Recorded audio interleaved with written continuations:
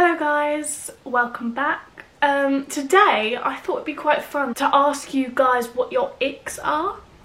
And I've heard this, so what made me do it is I listened to Saffron Barker's podcast and they were talking about the icks, and some of the people that said about their icks, it was just crazy to me.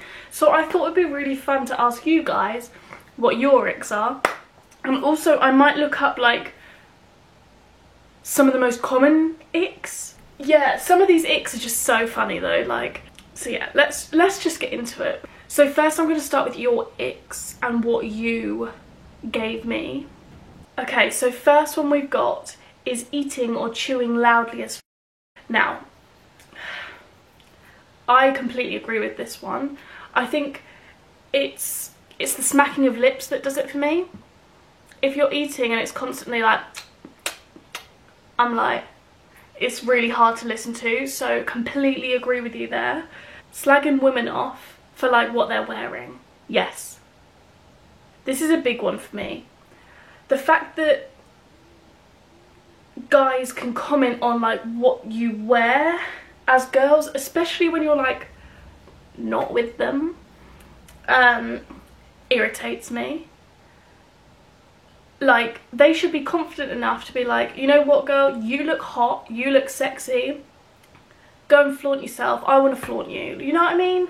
Guys that comment on girls' clothing saying that it's like sexual or you shouldn't be wearing that or I think it's up to them.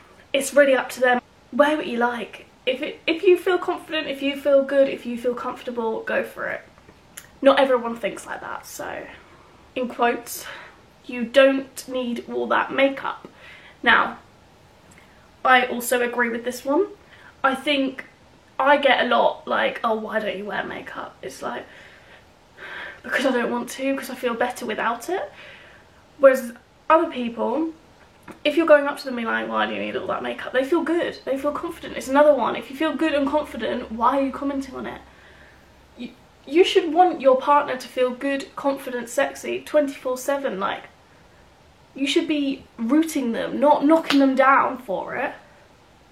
Gosh. When they keep talking about themselves and you literally didn't ask. Yes. Now, I'm the chattiest person ever. And I love a good chat. I'm very nosy about other people's lives. But it's one of those things where you're in a conversation. This can also happen in a group conversation as well. And there's one person just constantly me. And it's like, I always try and divert the conversation because you can kind of sense the vibe, can't you? But a lot of people can't sense the vibe, which is scary. But I'm quite good at sensing a vibe. Yeah, if you're always talking about yourself, and it's not always talking about yourself, like obviously I want to know everything about my partner. I want them to talk about themselves. But it's when they don't ask you anything as well and you're like, are you actually interested in me or are you interested in yourself? Because at this point, I'm not too sure. Rudeness. Now this is a big one for me. This is a big one. Not saying please and thank you. And also going off this, rudeness to like waiters and stuff and staff and stuff like that at like shops or restaurants. This pisses me off because there's no need for it. Absolutely no need for it. This is the big one. I think that's my biggest one. Rudeness, because it's just not needed. Not needed. Here's another one that says if someone eats really loud. Yap, yap, yap. Not being a gentleman. So yes, I can agree with this. To some extent. I know there's this stereotype of gentlemen like, oh, if you're a gentleman you should always pay, and oh, I must always walk through a door first, etc, etc. The man should always walk on the side of the road when you're walking on a pavement. Now I'm not that deep with this, but he cares for you. You know that he's like thoughtful for just his movements, like just the way he is to you out in public. For example, opening the door and then just letting you go first. Yeah, it's a hard one to put into words because it just feels right when they do it. There's different levels of this one. So like I said, you can get girls that are like, right, a gentleman must pay for everything, whereas I don't think that's classed as gentleman. I'm a big person on, you either split or he pays for one, I pay for the next. Like, I do not understand this whole old-fashioned way, and I know there's some guys that are like this as well, but there's also some girls that will turn up to dates without any money, like expecting for him to pay for the whole thing, and I think that's just outrageous, to be honest. Yeah, it's just yeah, I agree with this. I do agree with this. Selfishness, 100%. If you're selfish,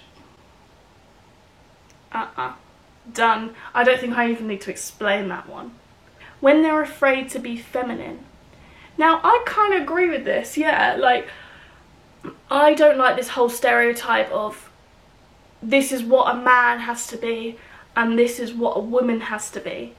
I'm happy to be a bit manly sometimes. Like, I mean, I can't think off the top of my head, but most of the time I can be a proper lad. I don't know if that's because I prefer hanging out with guys because they're easier, they're easygoing, and it's not a lot of stress. I've forever got on with boys more than girls. Since I could talk, I've always had guy friends. Every single photo of me when I was younger is me and 3 of my guy friends, and we've just grown up, and I've just been in a group of guys because they're just so much easier to get along with most of the time. Yeah, I think there's still this whole front that guys still can't cry, which just really upsets me because I think it's good for a cry. I think it really helps people get through that. You know what I mean? I think it could go either way. Like, there's either the guy that doesn't like being feminine and doesn't like to cry because it's not manly enough. We're just going off crying because it's the most blatant one that's like a big thing. But yeah, so you've got that side of it, but then there's also girls that don't like feminine men. I just don't see the problem in it. I just think at 2021 this should not be a thing. And you know what? I think it's really helped with Harry Styles, and I have so much love for him because, oh my god, he's just amazing. Like, the fact that his fashion sense and everything, he's just, this is what I wear, this is what I like to wear, whether I'm straight, gay, bisexual, it does not matter what I wear that identifies my sexuality. And big up to Harry Styles, big up to him. Like, he's just great in every single way. Bald heads. Now, I used to agree with this, but nowadays I don't really mind. Like, I used to have a thing, like, for this. I'd be like, oh, I can't date someone with a bald head. But then I really couldn't care less. If he feels good in that, great. But I can understand this because I used to be like this. I used to be like, oh yeah, bald heads are a no-no. So I can relate. I can understand this. And I think a lot of people are like this. I think a lot of people are like, bald heads are not for me. I suppose there's bald heads and there's like really short hair. Yeah, I don't know. I suppose if you're in a relationship and they get bald, it wouldn't really matter to you because, I mean, I wouldn't want my boyfriend to go bald because I just don't think he would suit him. But if he did go bald, it wouldn't put me off. It wouldn't give me the ick. There's like bald heads, and then there's like just really short shaven heads. So yeah, I think she's going with bald heads. But yeah, I'm kind of in the middle with this, I suppose. So the word bird, darling, baby, or mush. Yeah, I'm not a fan of bird. I don't like when men are like, oh, that bird over there. No, it's a woman. I'm not your bird. Darling, yeah, I can agree with this. Yeah, I'm not a fan of this. Baby, I don't like. Babe, I'm okay with. Baby, yeah, I agree with you. Mush, never been called mush, but I can imagine. Yeah, I can agree with you. Feet. Now, feet, I don't really see the whole ick about feet. Like, feet are feet, but there's a lot of people I know that hate feet. Like, do not touch my feet. But I don't get it. Feet are feet. Yeah, feet don't really bother me, but I can understand because a lot of people have funny, like they don't like feet, which I can understand. So I'm going to look up some of the most common icks. See, these are the kind of icks that I do not get. So when people eat breakfast cereal or soup from a cup. This is, I don't get how that can give you an ick. Like, obviously it might be like, oh, why are you doing that? That's not right.